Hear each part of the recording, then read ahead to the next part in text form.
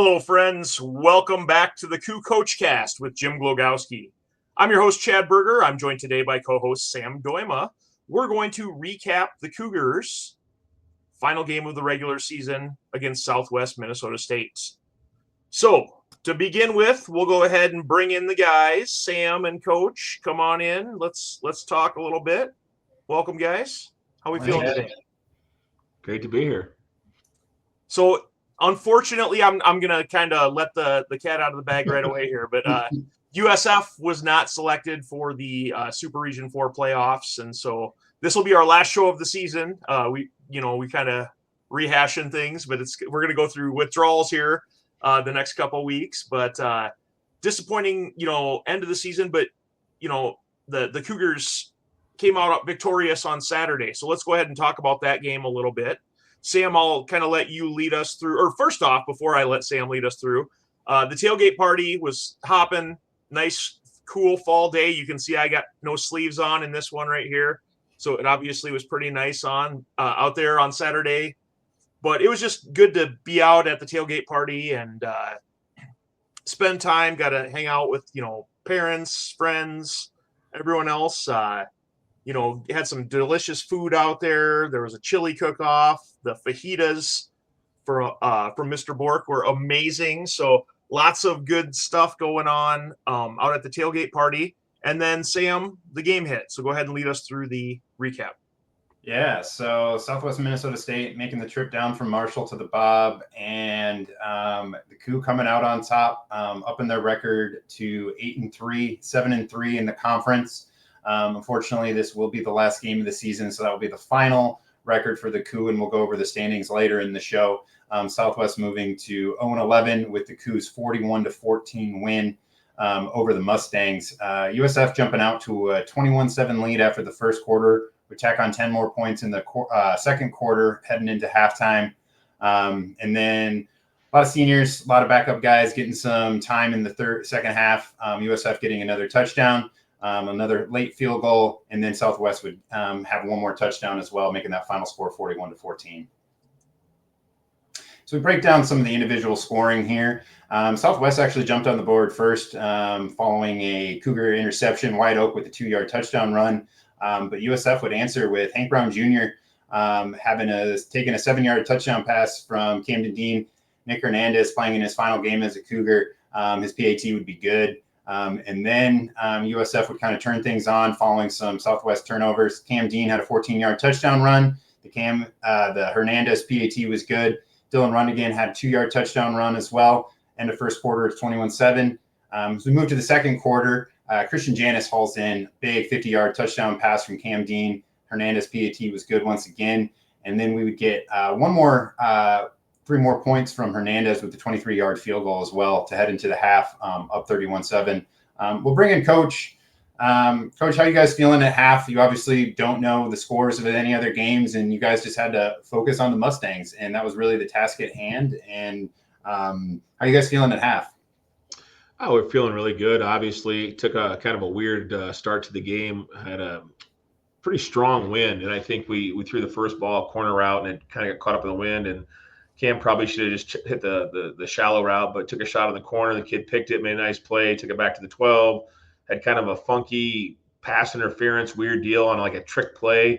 So next thing you know, they're first and goal on the 2, and it's 7-0. And I think our kids, responded, had one of our longest drives of the game and kind of got things settled down, and then took advantage of some turnovers. And I think we had 450 some yards of offense, which is kind of crazy when a couple of the scoring drives were just a couple plays and a few yards. So yeah, at halftime we're feeling really good about it. It was pretty comfortable with the lead. As you mentioned, we tried to spread the wealth in the second half, and I wanted to really play our older guys who maybe hadn't seen as much playing time as much as possible on that senior day, and they had earned it. And saw a lot of guys get some action, and it was really a positive day overall. And certainly we were paying attention to the scores in the second half and kind of hearing that the Augie Bemidji game's going down to the wire, and we obviously found out Duluth got after Mankato pretty good. So certainly kind of kept the positive vibe going and the hope into Sunday to see what might happen. But yeah, all in all, a beautiful day for football. Another great turnout at the tailgate. Had another good handful of recruits on campus, and you think back on it, it's kind of strange to think, but we only had 5 home games this year. And of course, next year we'll talk about that. But so those opportunities to play at home are pretty valuable. And for our kids, I just want them to have a really good experience, especially our seniors. We said goodbye to 23 current players that are done playing and going to move on with their lives, and so that's always special. Especially when you reflect back to last year, we only had 4 on senior day. So quite a difference a year makes, not only on the record, but with the senior group. And all in all, just a really positive day, a great way to end the season. And all that being said, gives us a great push off into next year. Coach, highlight of the day for me was we tried a halftime interview at the half before you went in. I believe this is the first time that it's ever been done with a USF coach and the radio broadcast. But, we actually got a picture of it here. Mr. Jurgens came in and took a picture of me interviewing you on the field at halftime. Tom Frederick said I'm no Holly Rowe, but, I can get better. I can get better. I know I can. No, it was good. It looks like a couple of bears getting ready to hibernate. That's what it looks like right there. I don't know what's going on, but it was awesome. I mean, you guys are awesome, and this is awesome. And I joked, I'm going to have withdrawals. My Mondays, my COOcast Mondays are going to come to an end. Maybe we could do COO Coffee or something like that. But the coverage, the people that care, it's what makes it special. And not only the alums, but Tom and Tim on the broadcast, and obviously you two guys, doing this with me every Monday. And I know it takes a lot of time and effort, and I know this is shocking, but although we do have a corporate title sponsor, no one's been getting rich off the COOcast. We're basically just trying to pay for microwaves and stuff like that to warm up our meals afterwards. But all in all, awesome to be able to do this, and just really appreciate your guys' time and effort. Yeah, if you're a business out there and you're interested in sponsoring the show next year, reach out, slide into my DMs, and we can talk. We can make something shameless happen. plug. I love it. No, right. It was nice. The halftime bit was good. Good questions, hard hitting. Caught me off guard. I wasn't ready for it, but fortunately, you didn't catch me losing my mind or anything on somebody right before you walked up with a microphone. All right. Well, let's jump into the second half scoring summary here, Sam. Absolutely. So, Bubba Tan ripped off a 15-yard touchdown run, another Hernandez PAT as we get late into the third quarter. It'd be 38-7 at the end of that third quarter. Coach would send out Hernandez for a 30-yard field goal, cap his career here, which he drilled, and making it 41-7. And then Southwest State would grab one more touchdown run from White Oak to make the final score 41-14. And unfortunately, at the end of that, those jerseys go for those seniors up under the wall, like Chad and I. And so you got to kind of make that transition. But it was a great day for football. Excited to get out there and high five the guys at the end of the game too. And that's something my family's really enjoyed, to see all those guys and get out there. And looking forward to 2025 already. So let's roll. Yeah, I saw that little guy collected another glove. He's got a full uniform pretty much, I think, at this point. I know. We got to get him a Cougar helmet to go with it. The only Cougar helmet I have is behind me. It's a little small, so we might be able to find one. We could probably find one later on. I like that. Sam's trying to save money for later on. He's like, keep this stuff, and you can use it when you get in high school. Absolutely. All right. Well, let's go ahead and move on to our coach's clicker. We're going to talk about some of the plays that happened on Saturday during the game. The first one I'm going to bring up is the very first touchdown of the game for the Cougars. So this is first quarter, 9 minutes left as you guys come up to the line here, and a lot of movements. The eye candy, as you call it, Coach, getting that defense, looking around in the backfield and figuring out what's going on here. But this was an interesting formation because you had 2 receivers out to the left, and then they both motioned across. The tight end went all the way across the formation, and then the other one went into the kind of the pistol set behind the shotgun quarterback here. Yeah, I mean, kind of our thing all year has been to try to kind of use some movement, some trades, some shifts and whatnot to get people off a little bit. And I think this is a situation where we had 2 running backs in the backfield. And, with obviously Carter Slykehouse was unable to go, had an injury at the Augie game, so he was unable to go, and did get to go out there at the end, I think, for the kneel down. But it gave these younger guys a chance to shine, and this is a nice job by Hank coming out of the backfield. And, he's really smooth as he catches the ball, collects himself, sticks his foot in the ground, and gets vertical, gets some nice blocking on the perimeter. But, he's a guy that I'm excited about his future. Probably should have dumped the ball and spun it like he's the NFL celebrating, but we'll talk about that at the end of the year meeting. But yeah, but excited for him. He had an opportunity to shine. Janice made a big play. Adonis had a couple catches, and so I think the future is really bright. And getting him out of the backfield and doing a little different, kind of a funky look there, where he gets out in the flat, just to get our athletes in space, and it's something we felt like we could take advantage of. Yeah, and this is a really athletic play by Hank right here. He's kind of had to turn his back all the way to where he was running, and you can see, both feet off the ground here. And actually, usually when you have guys catch this, you want them to catch it over their outside shoulder and run to the outside. But after he catches this one, he turns back to the inside because of the way he had to turn to catch the ball, and still is athletic enough to make a play and read off that block and score the touchdown. Yeah, he's kind of I'll be honest with you, he was a little bit of a surprise. Obviously, we liked him out of high school, out of Dowling Catholic down in Des Moines, Iowa, Urbandale, Iowa, hometown. But, we thought he was a really good football player, was kind of a late add to the recruiting class. And, again, you never know what's going to happen. But when we signed him, I didn't know that he'd be a guy that would be this productive as a true freshman. A year ago today, he's playing in the Iowa high school state playoffs, and here he is, helping us win games. So really excited about him and his future. And then my favorite part here, Coach, watch the guys come over to celebrate with him. Right? You know what? We addressed it early on. We caught it on the KooCast, and now we made some changes. So not only is it entertaining, it's also instructional, helping our guys get better. It's film. Yeah, that's what I love. All right. So next up, you guys kick off. You mentioned it was really windy out there. The Southwest returner tried to catch it. The wind, it caught up there. I got some a next-gen stat from Coach Al Hansen on the sideline, but it actually had a hang time of 4.27 seconds on that kickoff, which is about a quarter second more than typical. Yeah, that's incredible. I mean, when we recruit, I always say recruiting punters and kickers is pretty easy because it's pretty universal, right? And anything over 3.75 is pretty darn good for a kickoff.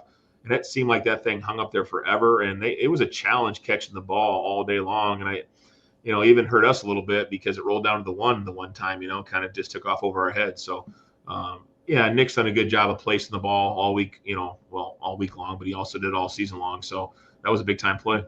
Yeah. And so they fumbled it. You guys covered I think Isaac Rudnigan covered the fumble, and very next play for the Cougars line up, and Cam Dean decides he's going to do it off the left side here, a little power play. And then Cam. And actually, it's funny because if you look at this block at the point of attack at the very beginning of the play, he cuts outside his block. So you watch the lead block is blocking the guy towards the sideline right here on the kick out. He actually sticks his foot in the ground and bounces outside. You'd like to see him hit it right inside that kick out block. And so we always talk about the offensive lineman of putting their head in the hole where the ball's supposed to go.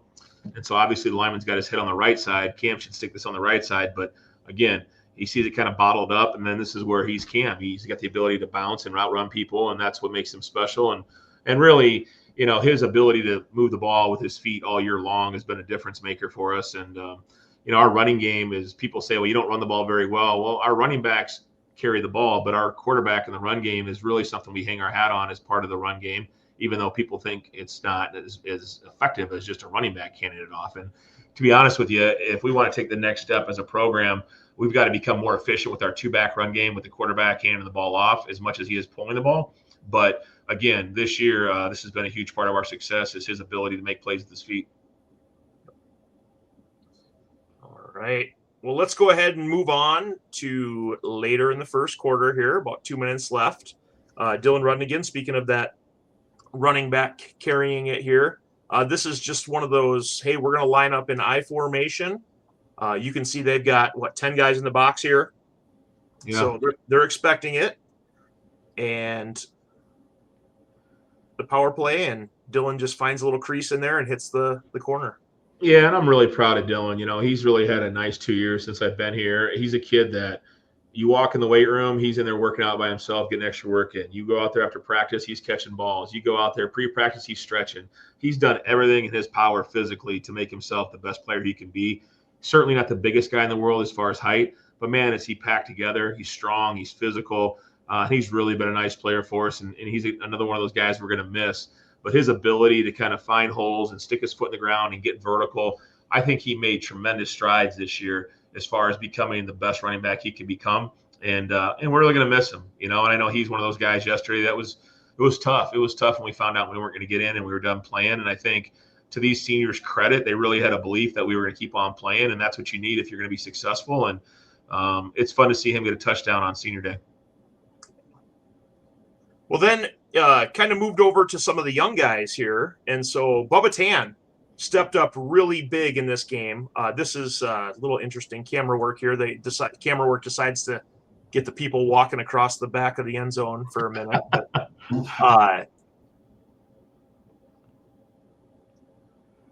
One. And Bubba, Bubba's a guy who probably could have saw some playing time as a true freshman last year, quite frankly.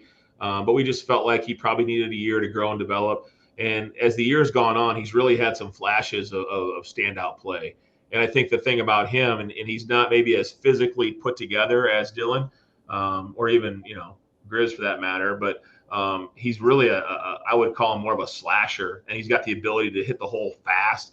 And then when he gets through the hole, he's got really good top end speed that he can outrun people. And I think we saw that a little bit yesterday, but this is a play that really takes advantage of his vision. He's got really good vision for a running back. And again, a redshirt freshman out of Cherry Creek High School in Colorado, which is one of the premier high schools in the state of Colorado, a state championship caliber type program and big time football out there. And just really, really excited about him and his future. Again, he's got 3 years left to carry the football. So this is a great example of what he did yesterday, over 100 yards rushing, and got accolades for our player of the game. Yeah, and I was going to mention, I might, meet with Coach Luters here, but you actually got these two guys up top on blocked here. And so, we might have to work on the blocking scheme on this one, but Bubba really does a great job of cutting back against that. Yeah, I mean, I do feel like you guys have spent enough time watching film. You certainly should have a sit down with Coach Luters and Coach Cat for that matter, where we can maybe talk about some things you'd like to implement for next fall and see if we can't get some things fixed around here. I will say this, what's impressive is we were missing Mark Leonard as well. Unfortunately, Mark's career ended at Augustana, had an injury. But, Dalton Wood and Noah Robertson filled in admirably. I thought, Travis Yonke had a really nice game again. There he is right there, number 86. And, those two guys, Mark and Travis, are going to be missed. But it was nice to see guys like Dalton and Noah get out there. And I think we've got a young core of younger tight ends in the stable that can hopefully, develop and get better. But those guys are a big part of our run game and blocking people and the ability to catch the ball. That's really made a difference for us this year. So next up, we have a play that Sam mentioned earlier. Ball right at midfield. Christian Janis, another young guy, played last year as a true freshman. Man, I don't know. He's just so fast on this one. He outruns the camera. But yeah, he's it's kind of one of these deals where if you kind of watch that play from the beginning, it's kind of it's a concept, right? So you're taking the number one receiver, Janis, on the outside, and he's going to run vertical and then break to the post. And the hope is that Adonis, who's right there in the slot next to Christian, runs the deep out, and you're trying to put this corner and the safety into a bind. And so, I think what ends up happening here is the safety right on top of the cougar tail gets a little bit confused on who's taking the out, who's taking the post. And they both come off on the out, and this is exactly how you draw it up, and then just throw the ball out there and let him run underneath it. And that's an area where I think, in hindsight, probably wish we'd have taken some more deeper shots over the course of the season. But I really think the last couple of weeks, Christian's really come on strong. And again, him and Adonis are just sophomores.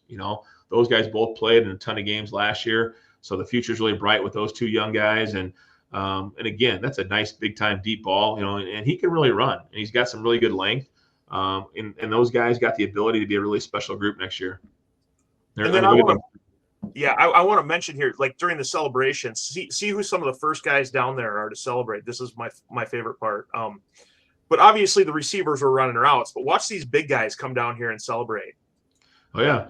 Look at those, right? Oh, they were hustling on that play, Coach. Oh, yeah. Well, and I think that's really been a treat. And that's what made yesterday so tough to watch the news of not getting in, right? Because these guys were really committed to each other. We have, we're not perfect by any stretch, but there's not a lot of trash talking. There's not a lot of fights in practice. The guys get along in the locker room, and it's a really cohesive group. And I think that's what allowed us to have some success this year. But being genuinely excited for your teammate. And you see Christian catch that ball, and Adonis is right there, and Hank's right there, and these guys are excited for their teammate. The quarterback comes down and gets on them, and so that's you want guys to be happy for each other's success because that's team success, and that's really a critical part to building the right culture. All right. Well, let's jump later on in the second quarter. Did we play any defense at all on Saturday? I got a few. I got a few. Okay. All right. I don't know, man. Jeez, I mean, 41 points, Coach. So I'm half surprised we're not watching 4 quarterback sneaks with you two guys, but we'll see what happens here. So Bubba gets it all the way down to the goal line, but they called him down at the 1.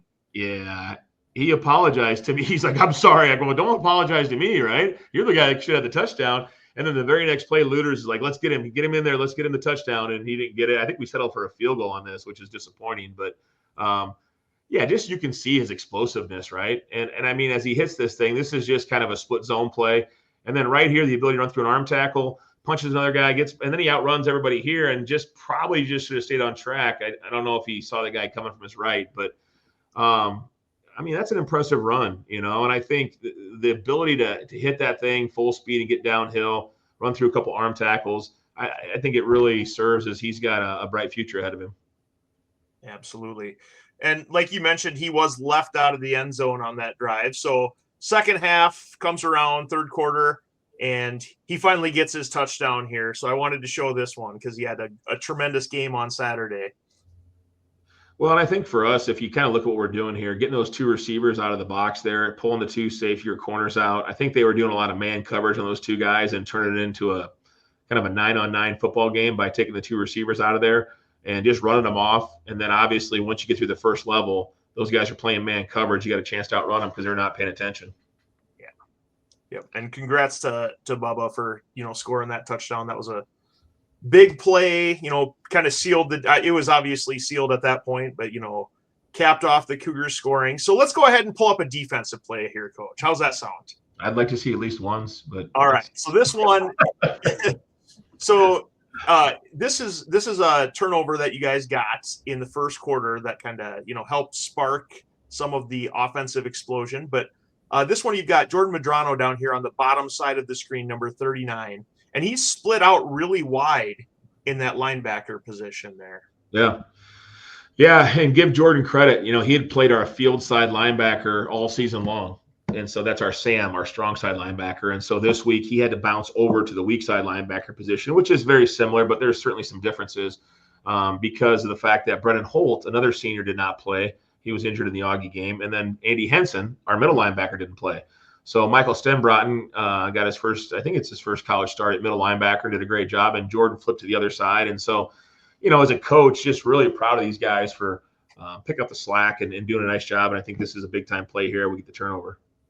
Yeah, I thought it was just heads-up play by him because you can see he's got his eyes back there. And I don't know if he was supposed to blitz, but he sees it go over the quarterback's head and just gets after it and makes a play. Yeah, you're right. We weren't blitzing on it. But again, being aware and going, you see the fins up, the guy's excited. And, I think that was the biggest thing. It looked like we were having fun. And as the game wears on and some other guys got opportunities, you could see that our players, their reaction when guys got into the game and made plays that maybe hadn't played a ton all year long, excited for them. And our kids aren't playing like, oh, well, this is an 0-11 team, we're going to kill them and move on. That wasn't the mindset at all. We talked about having respect for our opponent.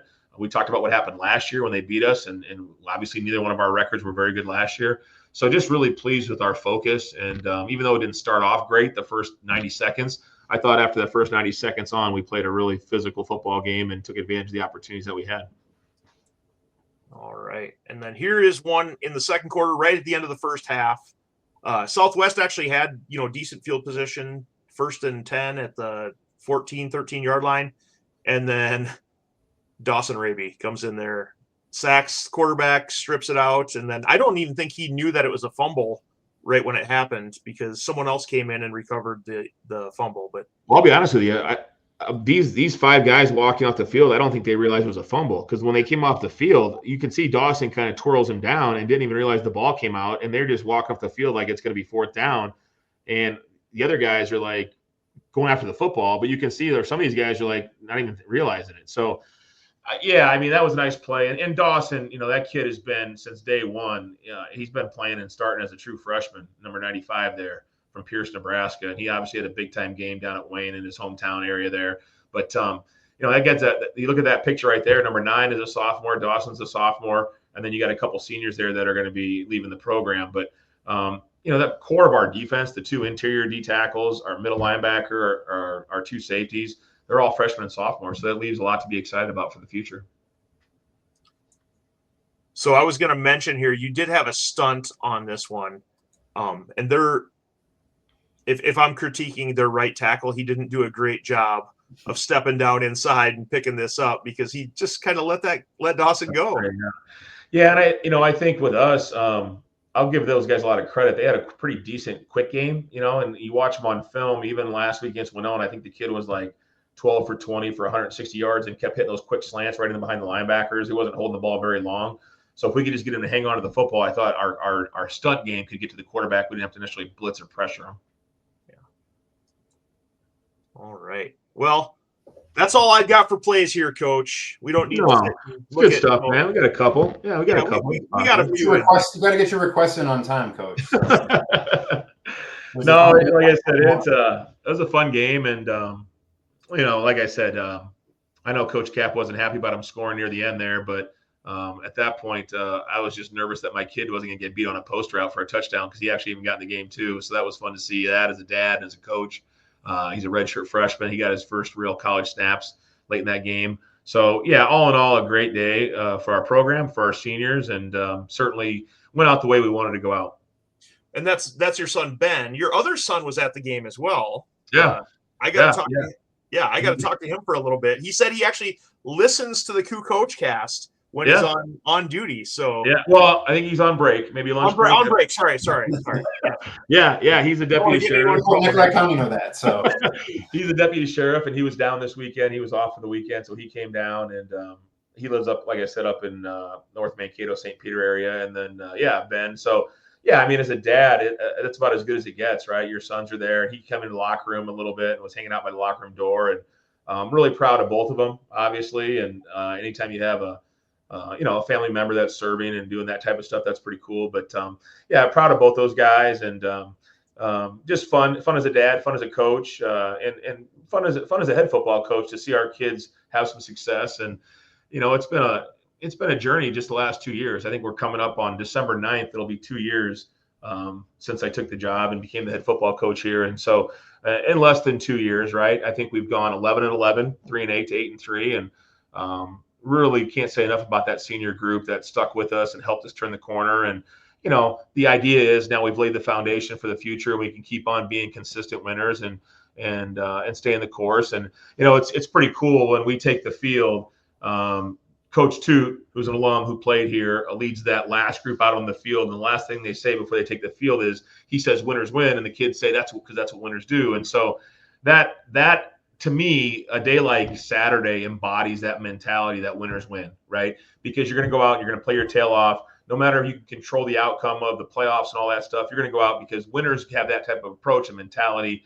And that's the biggest thing as we try to keep on moving the program forward. And hopefully it's a program that alums and fans can be proud of, and our kids are proud to be a part of it. And those are all things that matter. And going out and finishing the right way and playing your tail off no matter who you're playing. Not letting the logo on the helmet dictate the effort that you give. And I think for the most part, week in and week out, we did play with great effort. And, that's all you can ask as a coach. And then keep getting better, get bigger, get stronger in the offseason, keep recruiting, adding good players, and keep graduating good players. And that's what a program does. All right. Well, Sam, you want to lead us through the statistics for the game? Yeah, we'll wrap it up here on Southwest and turn the page in 2024. So, Coach, you had it right. 448 total yards of offense for the Coup on Saturday, holding Southwest State to 172.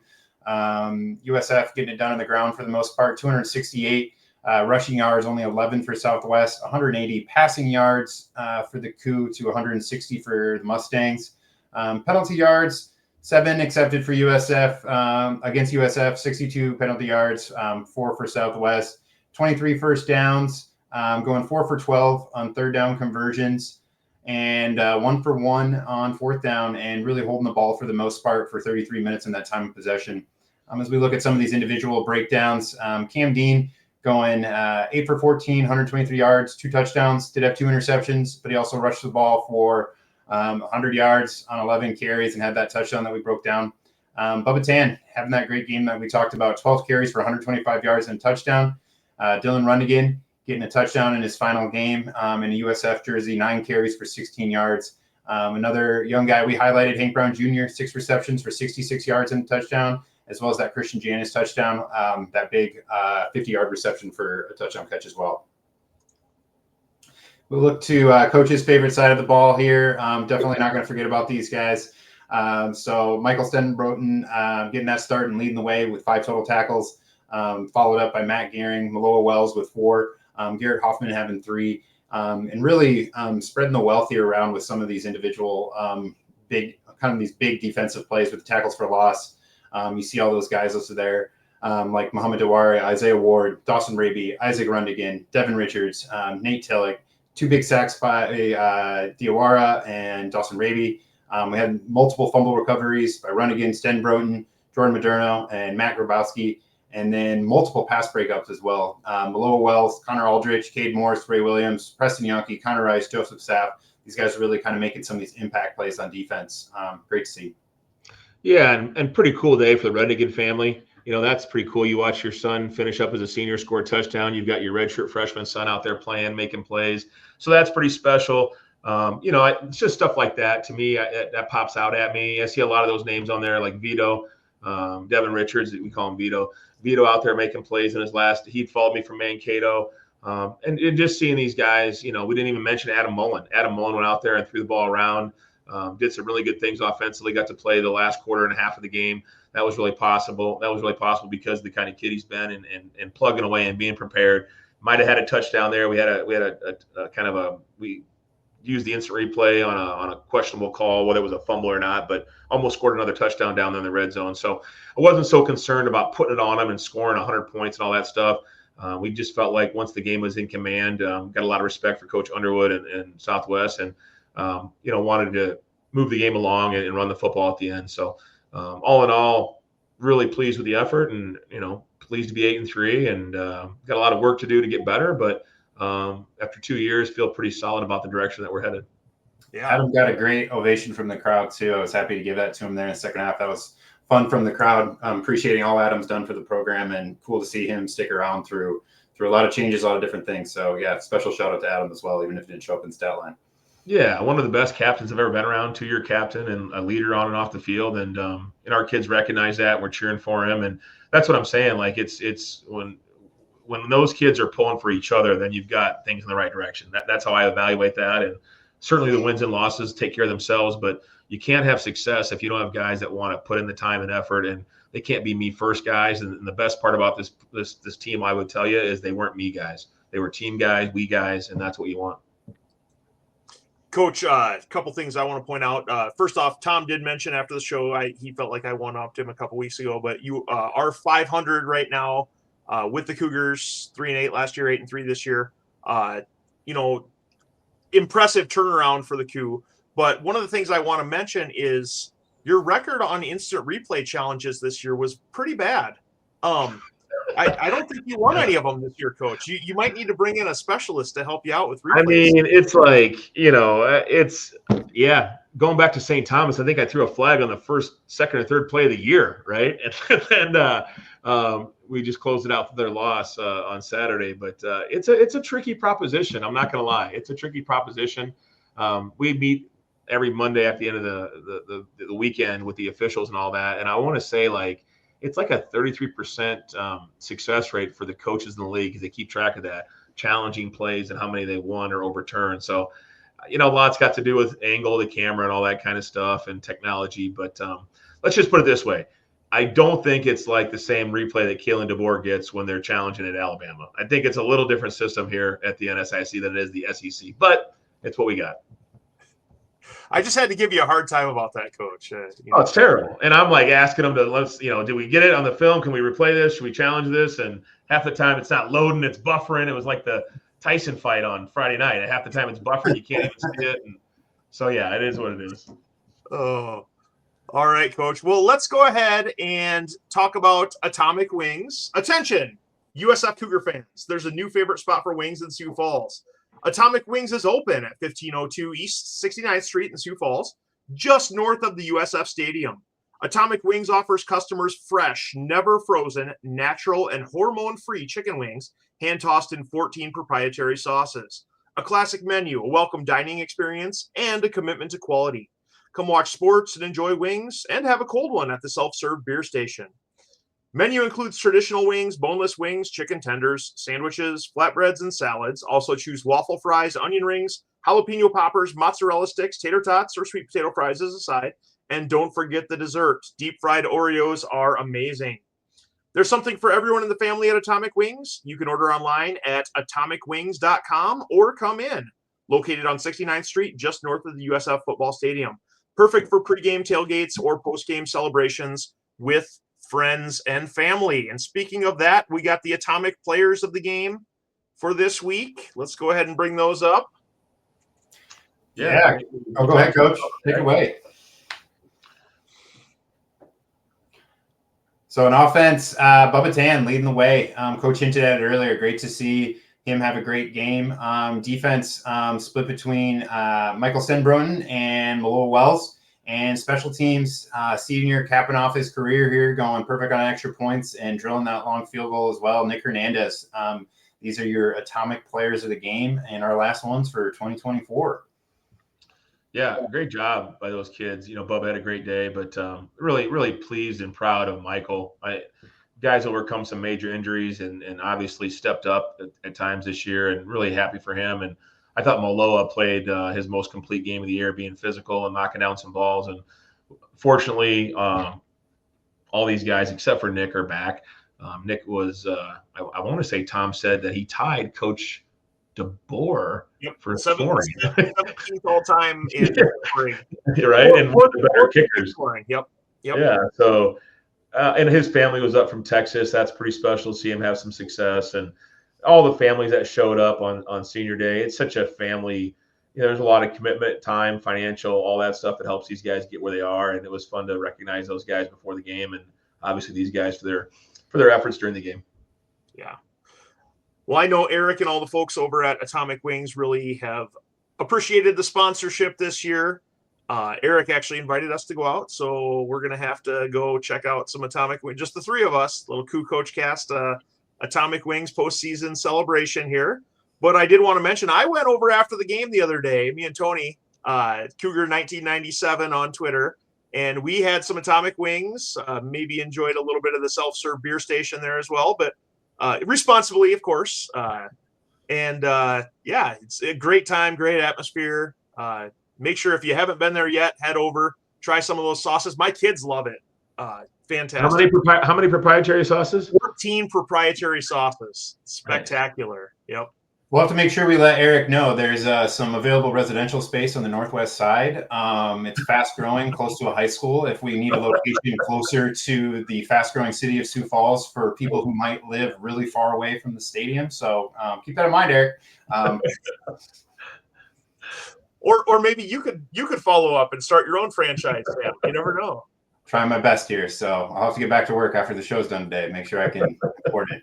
All right. Well, I was going to put the full NSIC standings on here, but I'm like, yeah, whatever. Augustana finished up 8-2. We got second, right? We were tied for second with Bemidji and Mankato, all 7-3 in the conference. So that's how the NSIC turned out. I don't think they give you anything for second place, though, Coach. So. Well, it's kind of like the Atomic Wings. The nice, you get a nice graphic maybe or something like that. Maybe that's about all you get, but nothing too serious. The almost Atomic conference. The almost conference champions. That's what we got for it, right? Yeah. Frustrating. Yeah, it was. Yeah, I mean, it's like I mentioned earlier. It's crazy because obviously y'all play one non-conference game, but as it shook out, it was a 4-way log jam, 4 teams at 8-3, and Augustana, obviously, congratulations to them. They were able to secure the top spot by only losing 2 conference games, while the other 3 of us lost 3. And I'm sure we'll talk about it, but it got down to a mathematical formula, and unfortunately, it didn't bounce our way. Well, Sunday, you guys did have a little selection show party there at Zabornik Hall in the Salisbury Science Center on the campus of the University of Sioux Falls. Brought back a lot of memories for me. I I was a math and computer science double major during my 4 years at USF that I played there. And then I was actually on the faculty for 10 years at USF. In my office, I think I told some of your staff, I had 6 different offices inside the Science Center during construction and whatever else was going on there. But brought back a lot of memories to head back over there and go to the Science Center. But here's you up in front of the team as the NCAA selection show starts. There was a pretty decent crew of, coaches, families, everyone else in the back as well. But, unfortunately, they released the bracket and the Cougars were not on there. I'm not going to pull up and go through all the mathematical equations and everything. That's already, we'll save that for Witt's show or whatever. I don't need to go through all that. But essentially, it came down to, one of the things that it came down to was you guys didn't get credit for playing a Division I opponent.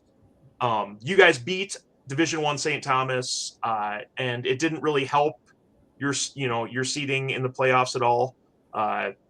Just one of those things where I don't know if you have any regrets about it. It definitely was a great win and a huge win for the program. But that's a great point. And it's funny because South Dakota State played Augustana. They lose the game. It doesn't hurt them, right? Had we lost to St. Thomas, it wouldn't have hurt us either. But it doesn't help you either. And the way that they do it, and I'm not, I certainly don't have any better answer or whatever other than the fact that the criteria is the criteria. The way it shook out, it was literally hundredths of a percentage point difference, strength of schedule and all that kind of stuff. The head-to-head is certainly matters, but it only matters in the way I understand it, is if you are right next to the team that you're trying to jump over in the standings. And I would guess, based on how things shook out, at the end, they don't show you the final regional rankings. They just show you the bracket. So I can only guess that when push came to shove, it went Mankato, Bemidji, Sioux Falls. And based on that, we lost a head-to-head to Bemidji, and we didn't have enough points to climb Mankato. And, we play by the rules. We live with the rules. We live with the results. It's certainly not the result we wanted, but we're going to be mature about it and adults and congratulate the teams that won and wish them all the best. And, the reality of it is that we're just a little bit short. And I'm not taking any solace in the fact that we're one of the top 32 teams in the country versus 28, but I would guess we'd be in the top 30 somewhere based on the regional rankings and all that stuff. So, yeah, it's frustrating to say the least. And, ironically, I mentioned this to you guys, but, a couple years prior, I took the job and I met with the team on December 9th in that exact same room. And at that time, Christmas break was upon us and kids were leaving for winter break and all that. And so there probably wasn't everybody in that room that would have been on the football team at the time. But the guys raised their hand last night if they remember being in that meeting with me 2 years ago. And many of them did. And I remember mentioned that, hey, at some point in the near future, we're going to be in this room on a Sunday in November, waiting to see if we got in the tournament or where we're going to go play in the tournament. And they remember that I had said that. And so it feels good to know that we're on track. Was it a long shot? Yeah, I don't think it was zero shot, but probably the odds were stacked against us a little bit once we saw what happened on Saturday. But still, to be in that environment, to be in the conversation, to have people talking about it, that's the next step in our program. To go from 3-8, where people didn't even, nobody even knows who they were last year on Selection Sunday, and to get to this year to where we're all getting together as a team. And again, the news isn't always great. You win together, you lose together, and I wanted to be with my football team to find that news out officially because it was important for us to be together for that. And it was a pretty special moment after that, of course. At that moment, that the year is over with. That your seniors are never going to play another game in a Cougar uniform, and it hits them. And there's tears shed and hugs, and the seniors hung around and talked with coaches and their teammates and hugged it out. And we had some conversations and, got out of there about an hour later. And it was really good for our football team to kind of put the season to rest. We'll check in our equipment and all that stuff tomorrow or whatever, and then officially be done. But yeah, it's tough. It's tough, but it's nothing compared to some of the things that we've gone through this season. It's all part of the journey. It's got to end at some point. 27 of those 28 teams that are still going to play are going to end with a loss. That's just the way it works. And hopefully it inspires our returners to work hard and to get there next year. And we'll see what happens, but just extremely proud of our kids, class act all the way through how we handled ourselves, and really excited about the future. And we're definitely in the right direction. We're moving things in a positive direction, and that's all you can ask for. Yeah, Coach, I had the opportunity to be there yesterday, and I was so impressed with it was a range of emotions there for a little bit, right? It went from like disappointment, a little bit of anger, some frustration, stuff like that. But then it turned into, guys realizing, hey, I played my last down of football, and it was sad. And a lot of the seniors lined up, and the rest of the team went through and gave everyone hugs, and a lot of hugs, a lot of tears yesterday. But it's tough, and that's the way that football goes. Yeah, and I kind of stole the line you've heard before, but don't cry because it's over, smile because it happened, and I think that's very appropriate in this situation. We all would like to play more games. We'd all like 5 more games and win a national title. And again, only one group of people are going to experience that. Fortunately, I've been there. When I was at Mankato, we got to the national championship game and lost. I remember sitting in that locker room looking out the window and watching the confetti fall as West Florida celebrated. We lost 48-40 as we were driving to score in the last few seconds. So it's gut-wrenching no matter when it ends. And to get this far and come up a little bit short is disappointing.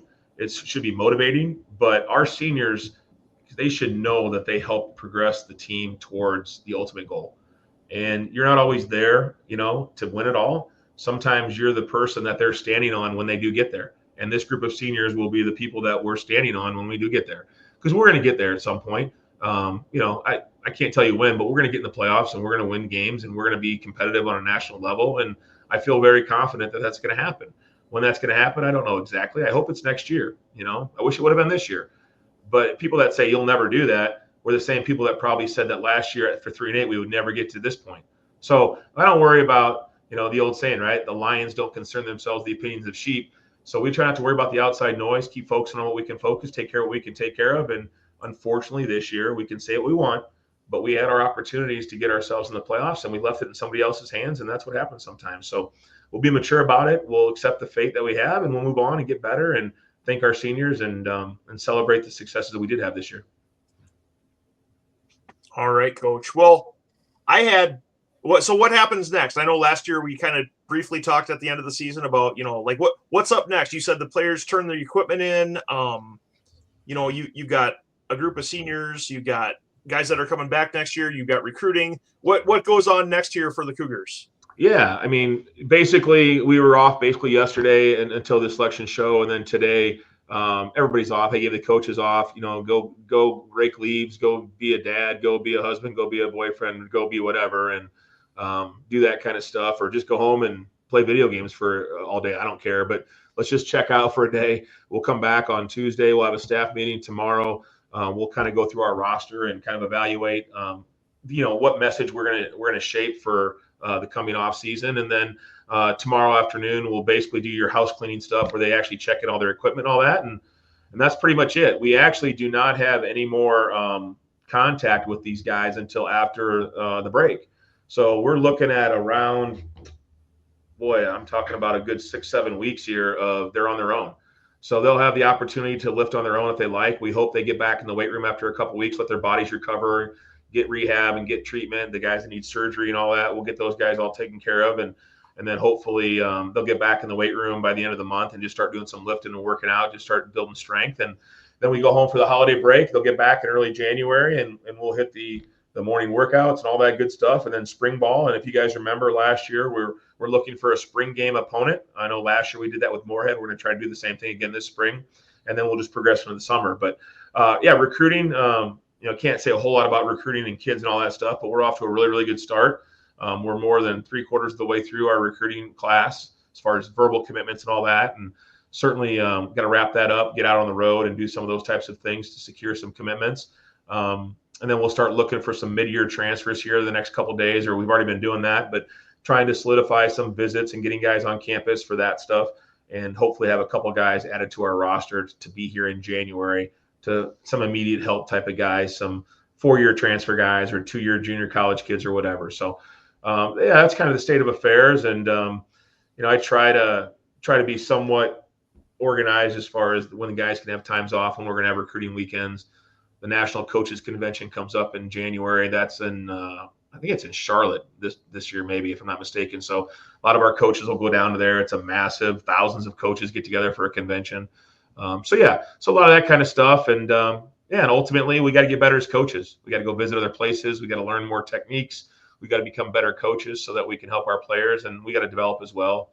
But in the short term, I'm going to try to get out and just from a personal standpoint, go watch some college games. I'm a USD alum, so got coaches. Obviously, Coach Littlejohn, who was here last year, is now the D-line coach at North Dakota State.